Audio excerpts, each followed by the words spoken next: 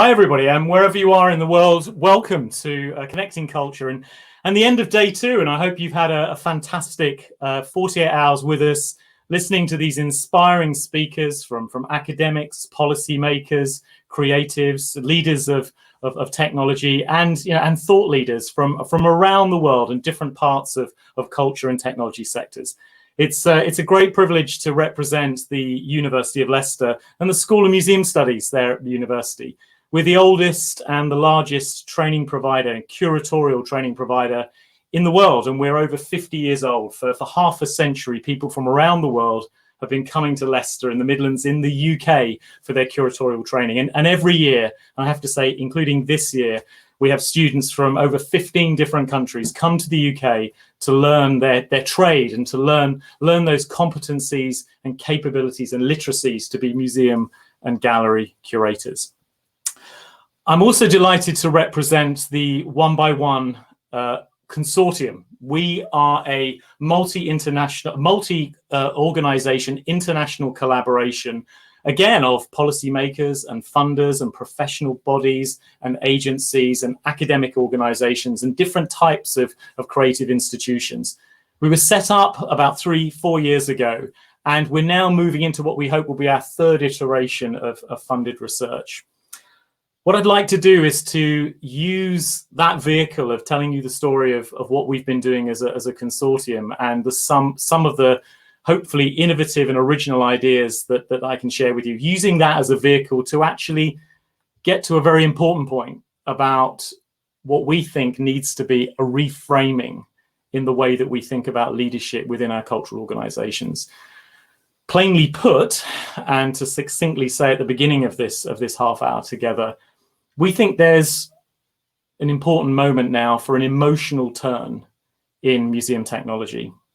What we mean by that is we've spent so long, we spent 20 years getting the technology right, getting the systems to work, to identify the hardware and software, to think what those standards needed to be, to make interoperability function. And we mastered that. And it took us a generation through the end of the 20th century into the 21st century.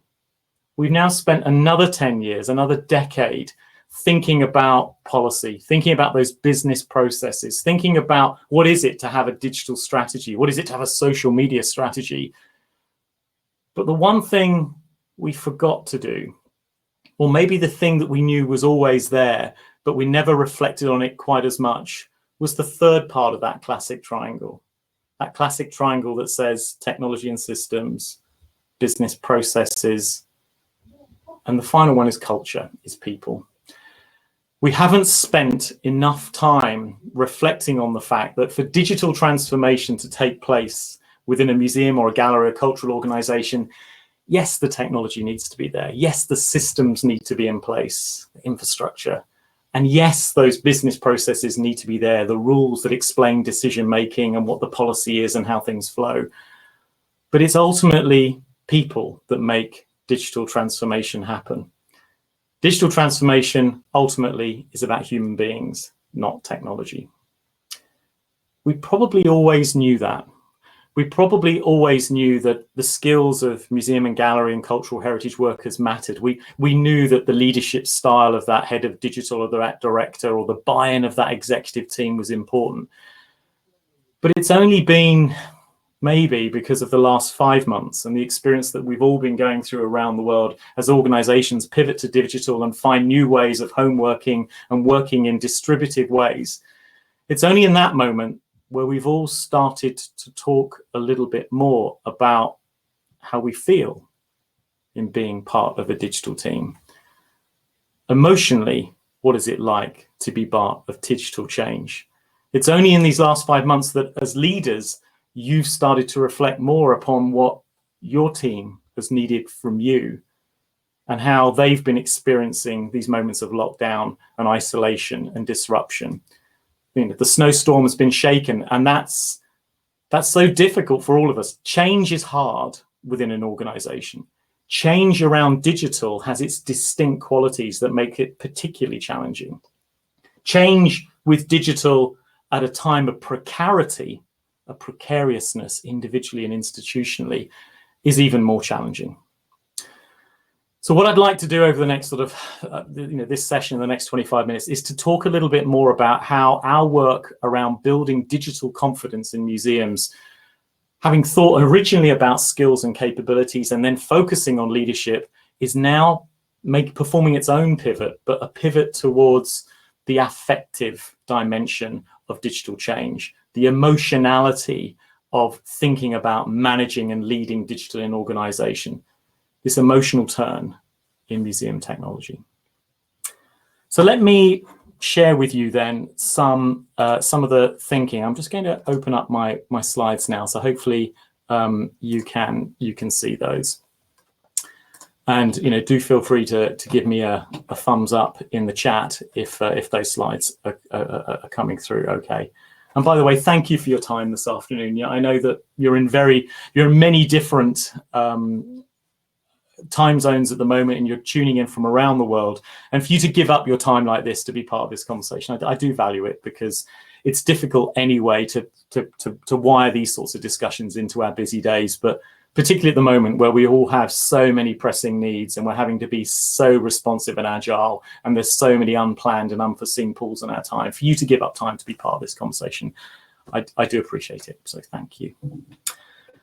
So this is One by One. One by One is this multi-partner initiative. It is hopefully demonstrating a new way in which we can build research in the 21st century in our area of museum studies and more widely. And I know that sounds like a huge claim, but what we're trying to do is, rather than initiate from academic kind of interest and scholars kind of pursuing what they think is important in a particular area, what we're trying to do in One by One is listen for need.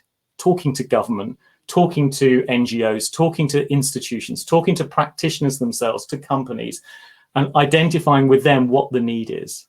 And then, rather than the academic organization leading and then choosing judiciously to select a partner to work with or to be an object of study, what we're doing on One by One, the behavior we're trying to model, is by design, at the beginning of a project, we broker and we co-design projects together. So we're genuine partners, and we identify need together, we design projects together, and we execute those projects together.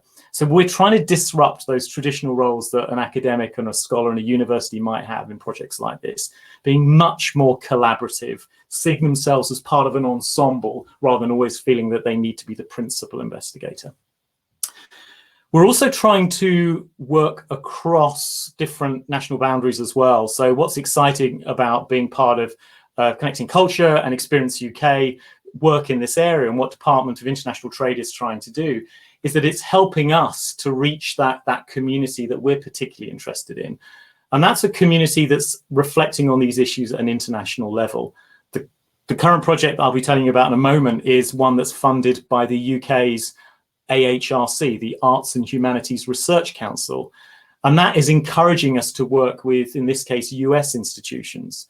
We're in the process of seeking funding for another initiative that sees an incredible partnership between UKRI, so the UK Research and Innovation a group that's funding all of the research councils in the UK, how that's partnered with the National Endowment for the Humanities in the US.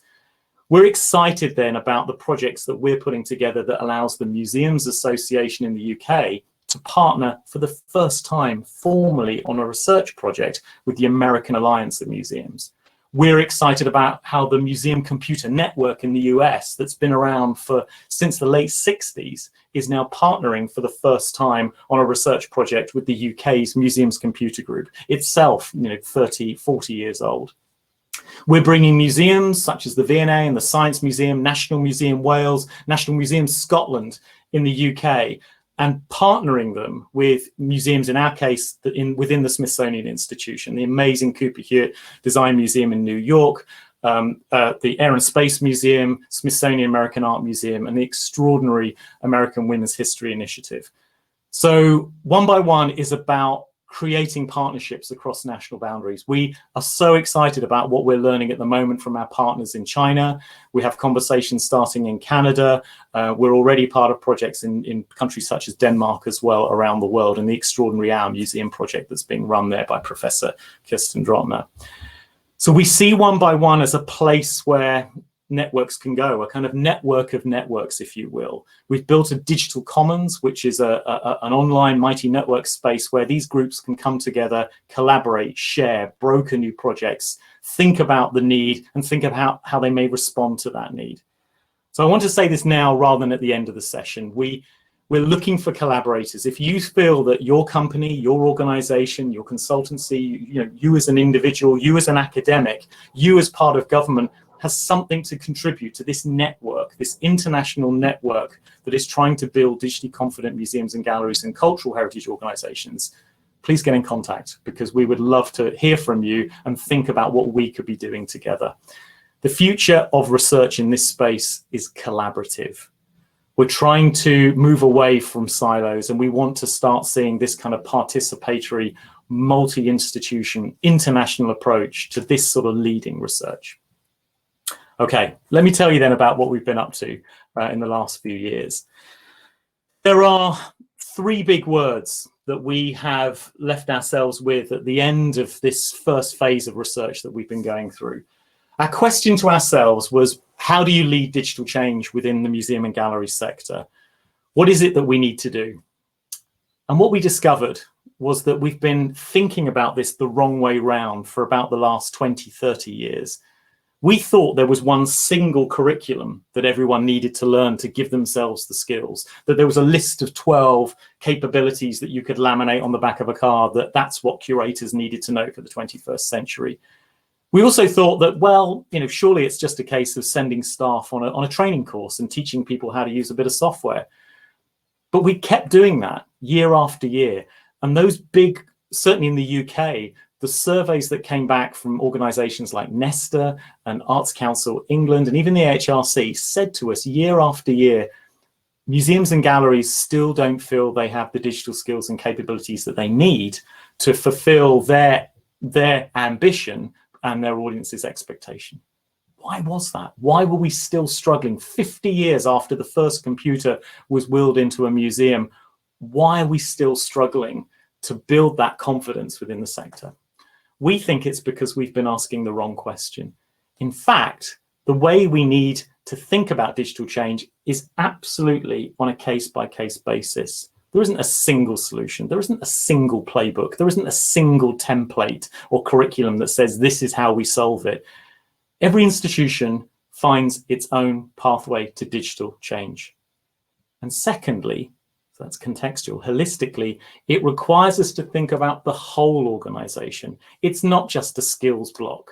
It's about the vision of the institution. It's about the leadership style and its models of leadership. It's about the processes that are in place. It's about the culture of that organization. And it's about the agency that individuals have been given. It's also about knowing why you're using digital, not just using digital for efficiency and operational reasons, but actually profoundly thinking how digital is helping you meet those social missions of your organization. So these are the three words I want to share with you. And these are the three words that we've been reflecting on and distilling over the last couple of years. By the way, this research comes from what we call action research. So this is our researchers, usually postdoc researchers, being embedded within museums and working there over a long period of time. Our current project has two amazing researchers, Dr. Lauren Vargas and Dr. Sophie Frost. And they're embedded within these Smithsonian institutions and have been working so closely with them for the last 5 months, initiating kind of small micro change projects, immersing themselves in the culture. So the idea is that we embed academics within an institution. That academic becomes a catalyst, becomes a change agent, becomes a broker, becomes a nurturer, a facilitator, sometimes a disruptor. And what they do is they allow that institution to see a change. They deliver something practical and real for that institution. But then what they're also doing is they're being observant as a researcher. They're noticing things, and they step out of themselves in their practice, and they reflect upon the insights of that practice. And in our case, we have experiments running simultaneously. We had 5 experiments on our previous project in Derby Museums, the Museum of London, the National Army Museum, Brighton Museums, to name but a few. 6 simultaneous action research projects looking at different aspects of digital change. They all then not only stand alone as change projects for that institution, and then they stand as self-contained projects in themselves, but they tessellate and they give us a complete picture of what do we need to do to start putting things in place for digital maturity and confidence to grow in an institution. So that's our method. It's multi-partner, it's action research, we use a lot of design thinking, and it's an incredibly effective methodology. And we're also playing at the moment with a double helix, where we not only use sort of classic business maturity analysis techniques of scenario planning and so on, but at the same time, we also use organizational ethnography and sort of almost anthropological techniques. And using those both at the same time allows you to do very exciting things, because some of it's very visible and some of it's very subtle. Some is very fast, some can be quite slow. Some can be about delivering very tangible things for that institution for the next day. And the other methodology is also happening, is much more reflective and allows us to kind of notice the absences and the silences and so on.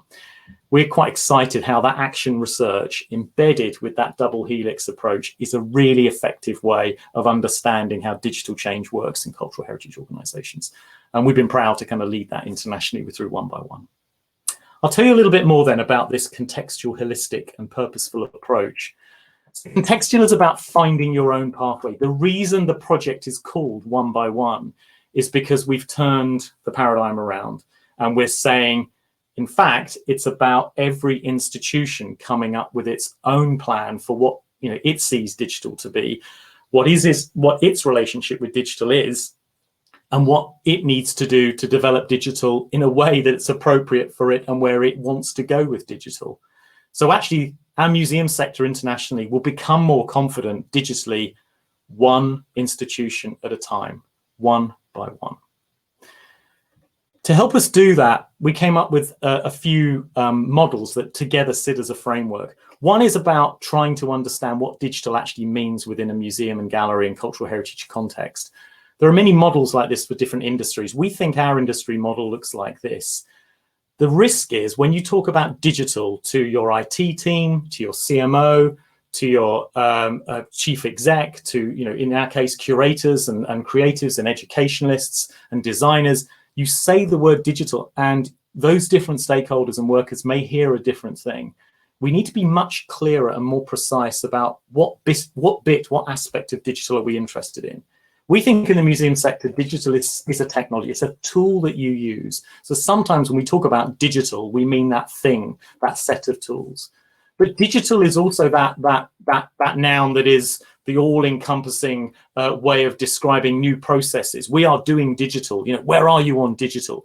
It's that strategy. It's that policy. It's the way we do project management for digital with digital. So digital is a tool we use. It is a thing, but it is also a kind of project management mindset, and it's a process, and it's a characteristic of the institution. But digital in a museum context for our industry is also something we create. There are digitally born digital assets that we curate and we collect. There are digital assets that we create, films, games, animations that we produce for our exhibitions. There's the social media content and the broadcast work, the content that we push out, the digital publications. So things that we look after in our collection management system, but also things that we push out into the world, things we might sell, things that we might consider assets, or things that are entrusted to us and that we look after as part of our defining collection for our institution. So that's very different. That's digital as assets. That's digital as collection. But what we've learned also to do in the museum sector is to understand that digital is also society. It's the cultural condition we're in. This is the world of us not using digital or managing it or creating it, but this is about us understanding digital as a mindset. This is about digital ethics. This is digital well-being. This is digital rights. This is about being creative in a digital age. This is your sense of who you are and what time is and how you can connect to different communities because of digital and because of that age of information, that age of connectivity, that digital age. So when we say digital in the museum context, we need to understand all of these dimensions. Equally, we need to be much more specific, and here's another part of our framework, much more specific about what do we mean by our skills? Why is it that we want to develop digital? We've broken it down in this way: competency, capabilities, and literacies. A competency is a thing that you can do. It's the tool, it's an action. whereas a capability is much more about your intention, what you want to achieve with digital. Our sector has been very focused on those two things, teaching people competencies and usually aware of capabilities. We've been much less successful in helping our sector develop a literacy. This is the reflectiveness around digital, not just can I make a chair, not just being able to decide, or not just being able to say, can I use the tools to saw wood, which is your competency. Your capability is, can I make a chair? Your literacy is a chair actually what I need? Maybe I need to make a stool or a table or something else. That ability to step back and decide on the wider context and what other options are there in the world and what does good chair design look like. That's our literacy. I might be able to send a tweet, my competency. I might be able to run a successful social media channel for a museum. That's my capability. My literacy is, do we still need to be using social media in my museum, or do we need to have another way of reaching out of audiences? And that's what we need to be developing, and having that ability to differentiate. The literacy, the capability, and the competency sitting around that framework of using, managing, creating, and understanding digital. The final part of the framework is then seeing all of that in the right context for you. We've probably been, in our writing and our management and support of digital in the museum sector, quite generalizing. We might even say a little bit clumsy in the way that we've thought, who is the they when we talk about they need to develop digital? We have to understand that actually you, your team, your organization sits within so many different contexts. Society, you're a member of society. You sit within your industry. You're part of a professional community of practice around your particular role. You're within your organization and you are that person. And at each level then, there's a different identity you have. So when we talk about digital change, we need to be really clear about two things. One is, are we talking about you, the person, you, the team, you, the organization, you, the network of IT, heads of IT, you, the museum sector? Or are we talking about some profound, capability and competency and literacy within our society and our country? We sometimes conflate those and we plan in a way that confuses those. Equally, we need to recognize that all of those spheres are affecting us and a digital change. And we need to start pulling that out, seeing the full spectrum, fanning it out and seeing the different factors of those different levels. So you frame your own pathway. You know what aspect of digital you're interested in. You understand what aspect you need to develop, your competency, your capability, your literacy, and for what ends, at what part, what sphere of influence in your organization. There's another aspect to this, which is taking a full organizational look. Our project, and you can find on the One by One website, you can find some of the case studies that we've been exploring and some of the reports that we've written up, where we investigate each of these elements around vision, leadership, process, culture, and people. We think for an organization to change digitally, it has to think about every single one of these aspects. It's visioning that will prioritize digital within your institution. If it's not there explicitly or even implicitly in your organization's sense of itself as a connected organization or an organization influencing the world, that's a statement that assumes some sort of digital connectivity.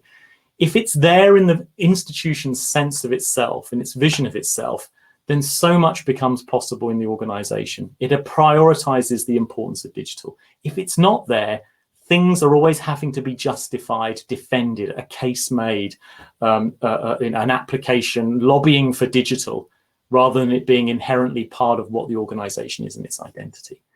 It's then leadership, both the leaders, and by that we mean, the chief digital officer or the CIO, or the many people, everyone across the institution who in some way leads digital every single day. It's the behaviors of all of those individuals.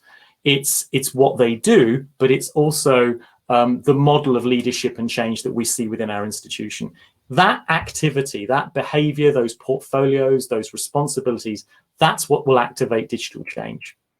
Your processes, your policies, your strategies, your systems that you have in place, those will be the things that will then enable that change, just as the culture that you establish, the vocabulary, the tone, the way you affirm and give significance to certain digital activity, the methodologies around digital that are seen as important, the people, the way money is assigned, the way a job advert is written, where digital is written confidently and shown to be important. That whole culture of experimentation, of innovation, of people being able to have agency, to play with digital, to use digital, to bring digital to a meeting, to try digital in a different way. That culture supports that whole transformational mindset for the institution. It will be people ultimately that will drive digital change. So it's also about understanding whether each person has confidence, they have a voice, they have agency, they feel they have courage to start using digital for the first time. What's your organization doing at that level? So our work looks at the ways in which, prioritizing, activating, enabling and supporting digital through those different facets helps you to use, manage, create and think with digital in your organizations. It's quite a simple kind of brace of ideas that we're playing with there. Just in the last kind of few minutes, I just want to raise two final things. One is about being purposeful. I just want to say briefly here that one thing we're very excited with on our project is the way in which we're bringing together two different discourses and practices within museum work and museum scholarship that have been kept apart. On the one hand, for many years, there's been some work around digital transformation, about technology, about using computers, about being technocratic, about being efficient with, in a very business sense, with technology. Then over here, there's been another set of practices about being socially purposeful, inclusive, understanding the social role of the museum, why the museum exists, the change it can make to the good society. What we need to do urgently is bring these two practices together. We need to understand that for us to justify digital in our organization, that we justify it because it's allowing us to meet those social needs. Equally, that whole work around social purposefulness needs to recognize that the organization now has a digital capability, but equally, it's now within a society that it's becoming more digital. So to be a socially purposeful museum is to recognize that you are in a society that in many ways has digitality within it. So digital transformation meeting social purposefulness. This is about digital purposefulness, and we need to bring those two mindsets together. And it's this that takes me actually to the final thing that I'd like to discuss. And let me just come back to you to look you in the eye on this one. So the last few years has allowed us to put that framework together of, the square of understanding what digital is, understanding the capabilities and the competencies and the literacies and why those are different, understanding that multidimensional nature of working holistically in your organization, but knowing your organization is just one sphere amongst many others. Something extraordinary has happened on our project in the last year. We knew our project, working with the Smithsonian and working across the US with our partners, was going to help us to see in a very insightful way how digital leadership models affect digital change in institution. We didn't foresee COVID happening. We didn't foresee a pandemic emergency. What's happened as we've spent our time immersed within those museums is that we have seen writ large, brought out into stark relief, amplified, made so bold in a way that perhaps wouldn't have been if this emergency hadn't happened. We've suddenly noticed the importance of empathetic leadership. We've suddenly noticed that when we were interviewing all those museum workers, when we were understanding the challenge for those museum leaders to take their organization through things, yes, they needed these approaches to understanding the institution. Yes, they needed all these business processes that I've just described to you. But we also needed something else. We needed those leaders to start realizing and recognizing that there are people on their team, people who get scared, people who feel vulnerable. For the first time, people who not only have a sense of precarity around their own job, but are worried about their museum. Museums have been here for 500 years. Our museology assumes the fact that the institution is permanent. We have to tear that page out now. With a third of museums in the US under risk of closure, we're now at a point where our new museology actually is one where we cannot assume that the museum will be there tomorrow. And that's frightening, but it's something we need to confront both in our practice and our scholarship. So this has had an impact on our work. And as I said at the beginning, and as I close now, it's seeing our work around museum technology take a turn. It's a turn we were probably on anyway. We were already interested in the skills of individuals. We were already interested in the agency and how important people were in driving digital change. But for the first time, we're noticing the critical importance of an empathetic, mindful approach to leadership.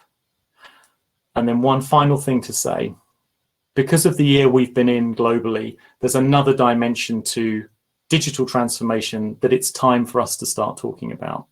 So as much as it's time for us to start talking about the emotionality and the affective dimension, the human dimension of digital change, and not just the technology and the processes, it's also a time for us to finally within our sector talk about equity and diversity and inclusion and access in the context of technology and technological change.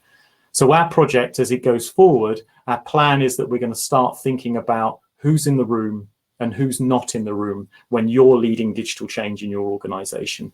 To what extent are there prejudices built into and hardwired into the language, processes and assumptions of digital change and the technology sector? We're thinking about diversity in race and racial equality.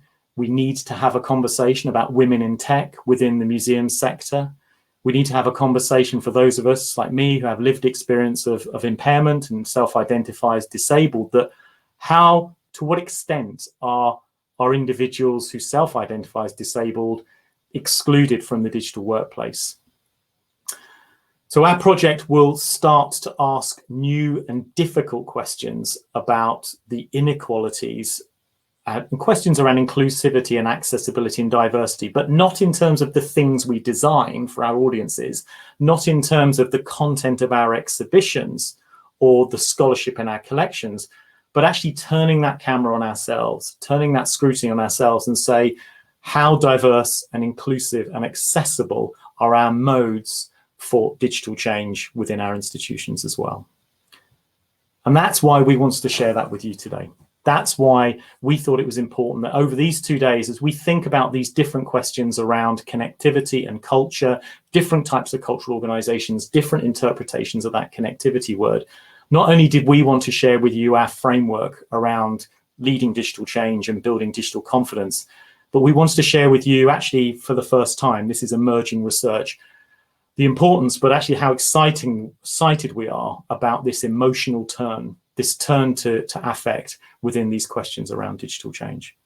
And I hope that if you're an organization or an individual that recognizes what I'm saying, sees the importance of starting to build this into our management styles and into our practical leadership models, but also into our scholarship, we would love to hear from you. Okay, I've monologued at you for half an hour, and we had a slightly delayed start, so that's why we're just slightly over at the end there. So I'm going to be asking my kind of producers in the room as well, but also turning to the room. If there's anything you would like to ask in the chat, and it's lovely to see a few familiar faces there already in the chat and a few familiar names in the chat. If there's anything you want to ask, now is a good time, but you have my email address connected to the program and various other things. So we have the luxury of talking at our leisure outside. So please don't feel the need to ask your question now. You can always just say, I'd like to catch up later. So is there anybody who either wants to put a question in the chat? I don't know if people are just able to open their mics and speak, but please, now is a good time. And I will just sit here in a slightly socially awkward way for 20 seconds.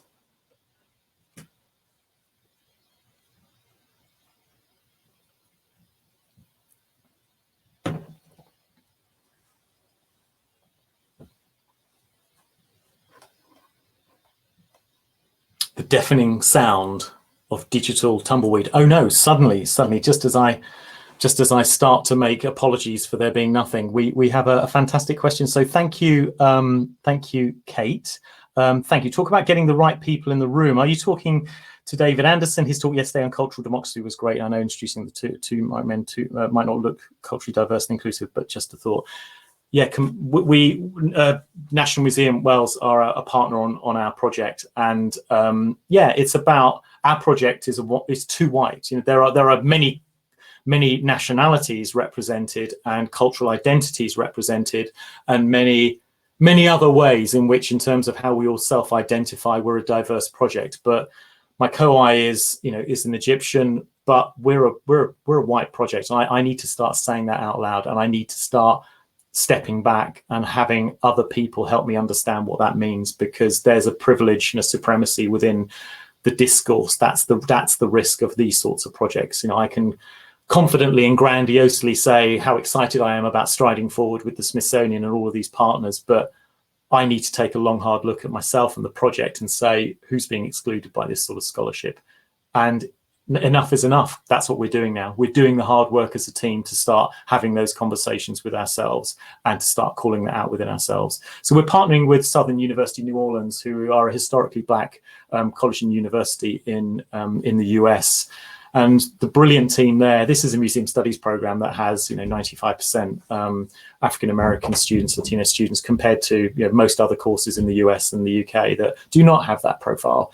And what the scholarships that's coming out of that department and people at Hythamed are helping us to see is, there are important ways that we need to address our practice and our scholarship in that area. So it's beyond just saying platitudes now and realizing that you've got the right words to identify this issue. We've got to start doing stuff. So that is what we are going to do. But Kate, I'm really happy to talk to you more about that. And thank you, Gemma. Emily, lovely Emily, thank you. I was able to see some of your session at 4 o'clock and it was fascinating. Thank you so much for a thought-provoking session. So in the research, you've seen very good examples of a more holistic, or have you seen of a more holistic or empathetic approach within a museum? Yeah, it sounds a bit self-important, but I think we've helped museums to think in that way. So I would encourage you to go and have a look on Digital Pathways at the case study around the Museum of London, and also the National Army Museum. The work that Lauren Vargas did there was exactly that. She was embedded within that organization for the year, and she helped two fantastic directors and senior teams, but also some extraordinarily talented staff. Ian Main at National Army Museum, Sarah Wajid at Museum of London, really committed thought leaders, and helping them to start to see and start to behave in a more holistic way and to see digital change in that vision, leadership, process, culture, and people kind of multidimensional way. So those case studies that we've written up are where, Emily, we've tried to share that. And at the moment, that's what we're trying to do with the Smithsonian. That our partners there are tremendous. And anyone who knows Carolyn Royston, Chief Experience Officer at Cooper Hewitt, knows this is exactly what Carolyn is doing in New York at the moment. She is taking that holistic whole organization approach. Do follow Carolyn on Twitter. You'll see that there's been a recent biog written in a fantastic magazine recently, where an online piece that takes you through Carolyn's career and helps you to understand why, from her previous work at Isabella Stewart Gardner and at Imperial War Museum in the UK, she always thinks in these holistic ways. But thank you, Emily, for raising that. Sarah, what digital skills should museum students be? Sorry, I'm leaning in. That aforementioned visual impairment is really kicking in here, so I'm sorry, I'm kind of leaning into my screen. What digital skills should museum students be taught as an absolute priority? Too often it depends upon which department in the museum they hope to go into. Yeah, I remember talking to the former head of digital at Tate, Jemima Morelli, and I asked her exactly that question about 15 years ago. And she said she wants people who are curious around digital. When I first joined Leicester 22 years ago, I was about 12. And when I first started teaching there, we used to teach people HTML, and we used to teach people how to write code in web pages, because we thought that's what curators would need to do. And actually what we need are individuals that understand the tools, how to manage what digital assets there are, and understand digital society. The people that need to come from programs like Leicester or Suno, New Orleans, our graduates for the 21st century, these need to be students who have that holistic sense of what digital means to the museum sector, how it pervades every single aspect of education and conservation and research and display and outreach, how it's both the means by which we can communicate with our audiences in effective ways through multiple channels, and that's changing, that it is their lives that they're in, their mobile phones, their connected homes and so on.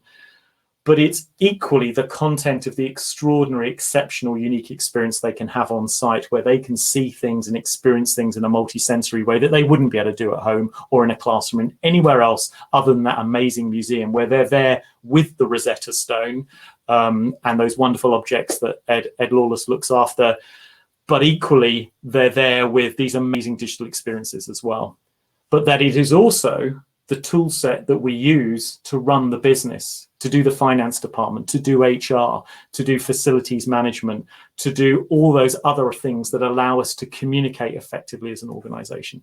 So the skills that we need to be teaching our students today as graduates heading off into the sector is assume change, assume that the technology that you're learning now will not be the technology you need in 3 years' time.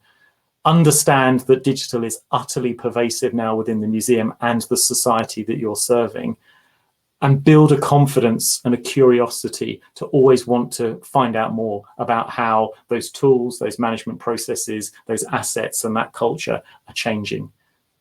That would be my rather floaty, wordy response. But thank you so much, Sarah, and I'd love to talk to you more about that if that's important to you. I'm just looking at Ian, who says, what is it people visitors want digitally and how do we provide it? Depends what, sorry, this is going to be one of those glib, slightly deflective sort of answers, I'm afraid, but it's important that we don't generalize. I think one of the things we've learned from One by One is that maybe because it was new and we were trying to deal in generalistic terms because we were trying to understand technology and what it meant for the museum, for our audiences. And what we've learned over the last few years is that technology is so diverse. You know, what do we mean the tool? Do we mean the process? Do we mean the culture? Do we mean the technology they have, the technology we have? You know, what do we mean by the technology? The institution, well, it's you know, what does what you might provide in your museum might be different from what the art museum provides down the road, and what the science and technology museum around the corner might offer, and what the heritage park around the corner might offer, or the integrated heritage solution island out at sea, or the windmill up on the hill, the heritage side, or the pop-up gallery in the high street and the commercial gallery around the corner, or the grand national museum with you know, tens of thousands of objects or hundreds of thousands of objects, or the small folk community volunteer run institution. The size of those institutions, the subjects of those institutions, the governance of those institutions, where they are culturally in the world, what jurisdictions they're in, and what their ambition is for themselves. That actually means those institutions will offer something different, and the expectation of them will be different. And now let's put on top of that the next layer, which is, in your question, people. You know, what people in China want, what people in New Zealand want, what people in Argentina want, what people in Denmark want, but actually which people, 80-year-olds plus, school children, family groups, researchers, people who are browsing, people who are looking for something specific, people hiding from the rain, people who've stumbled across your website as they look on something else and are with you for 4 seconds, people who've paid a ticket, have paid £10 and actually want a brilliant experience for half a day. The beauty of this subject, what makes us all so excited about it, is those institutions and those people are infinitely variable, that there isn't a simple answer to your question. What we need to do, and what we're trying to do on projects like One by One, is learn the thought processes that will allow us to come up with an answer to your question, Ian, that's appropriate for your institution and the people that that institution wants to connect with. Again, big rambly answer, but honestly, that's what I would say. Hi, Martin, really good to hear from you. What about including senior people moving to the digital environment in the museum sector, special internship programs, on-site, online, after their studies? Yes, I think I'd say a couple of things there. One is, I've had the pleasure recently of working with Culture 24 in the UK. So Culture 24 is a non-profit agency that helps museum and gallery and cultural heritage professionals across the UK develop digital skills. They've been an extraordinary partner, a founding partner of the One by One network. Jane Finnis, the chief executive, and Anra Kennedy, who's been leading on their Leading the Sector initiative at the moment, which is a program of digital skills development and confidence building for execs, senior leaders, across the heritage sector. They have a cohort of 16 people. It's funded brilliantly by the digital skills campaign that's coming out of the National Lottery Heritage Fund and Josie Fraser's extraordinary work there at the moment. That work is showing us a model of how to support leaders and how to support individuals who are at a senior level in their institution. Please do find out more about leading the sector. I know that Anna Kennedy is working with surface impression. So if you go and have a look virtually at the stand at Connected Cultures, where surface impression are showing today, Peter Pavement, the director of the company, is there, and he'll be able to tell you more about how that model of working with individuals is now starting to be rolled out within Canadian context as well.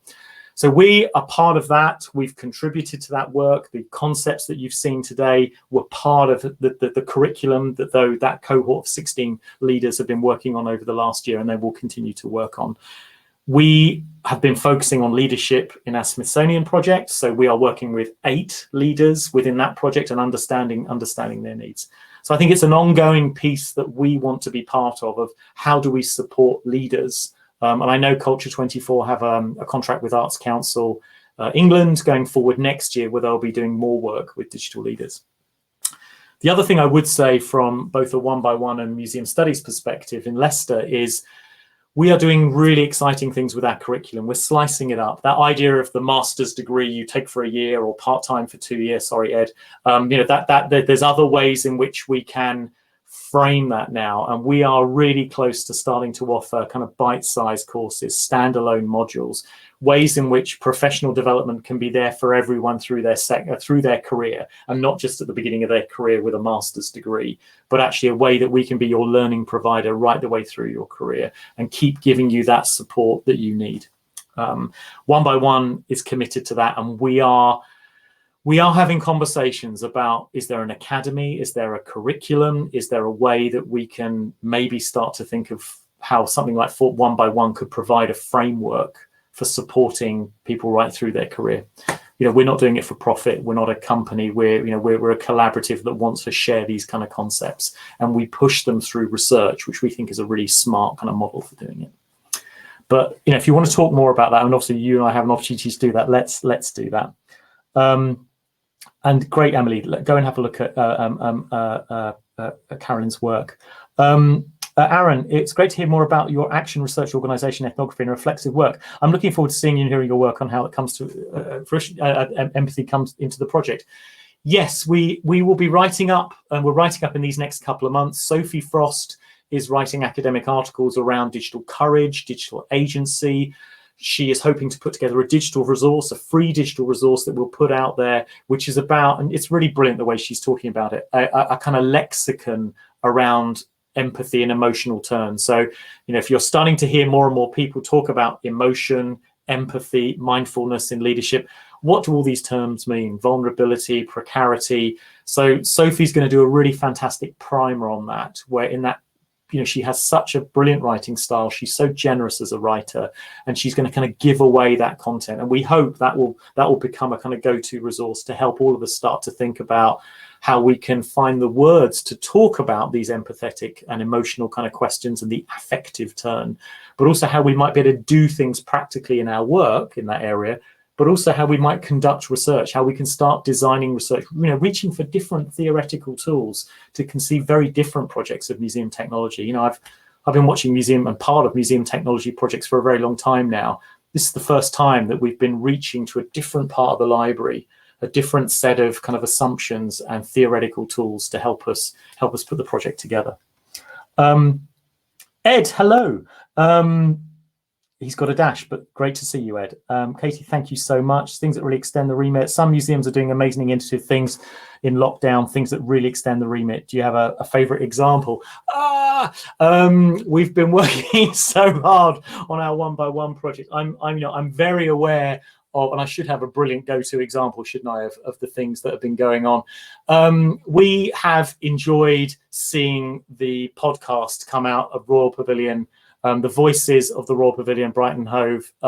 Do have a look at it. I'm being clumsy and terrible and obvious here because it happens to be one of our researchers that put it together, but it is an example of, it's a 12-part podcast that take you back into the museum at a time of lockdown, and it's a chance for you to just listen in these incredibly thoughtful, slow, gentle, nuanced, subtle, observant podcasts, life behind the scenes of a museum. So Voices of the Royal Pavilion, Dr. Sophie Frost, and 12 amazing episodes, each one themed. And it, to me, showed us what a museum can do. You know, a museum, even when lockdown, can still be promoting an amazing podcast where it kind of opens itself up in a very different way, not just putting pictures on a wall online, not just offering an app, but actually saying, actually, at this time of lockdown, when we're all slowing down and reflecting, here's us sharing who we are and really kind of exposing ourselves and saying, here's what's hard, here's what makes us cry, here's what makes us laugh. Come and meet the people in our organization. So please go and have a look at the podcast. It's one of my favorite podcasts. I'm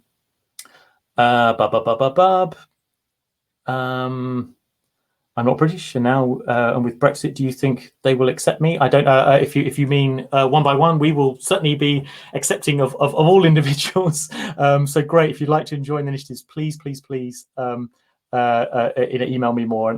And great, Marta, for being involved in the one by one community. If there are people still here, I'm aware we're way over time, but the organisers foolishly said, Ross, because you're the last one in the day, you can keep going. Let's keep going until they turn us off. Gemma, Gemma, hello. Lovely to hear you. And lots to think about around process of digital change that become inclusive. Really useful to learn about the frameworks. Thank you. That's really great to hear that. So I'm not just reading out reviews. I don't know if it's a question or not, so that's why I'm reading them out. Great, thank you, Jodie. That's really great. We'd love the wider BL team to be more connected with us. Okay, I think people are stepping away now. The questions are finished. Thank you so much. Thank you for your kind words, but also thank you for just being engaged for what's turned into 55 minutes now. You can see what excites us, and you can see that we've got real ambition in this area. We just want to bring more and more people together. We're really thinking how we can kind of institutionalize this and really make sure that we're not just sort of going from one project to another, that one by one can do something really quite extraordinary. And it's real innovative research at the heart of it. We're not selling products. This isn't profit. This is about us using scholarship and academic research and training and development as a way of helping us to help the sector and to really respond to the needs of that sector, and to bring practitioners into this research and investigation space as partners with parity esteem with the academics. Thank you so much. I appreciate your time, and wherever you are in the world today, you take care. Bye-bye.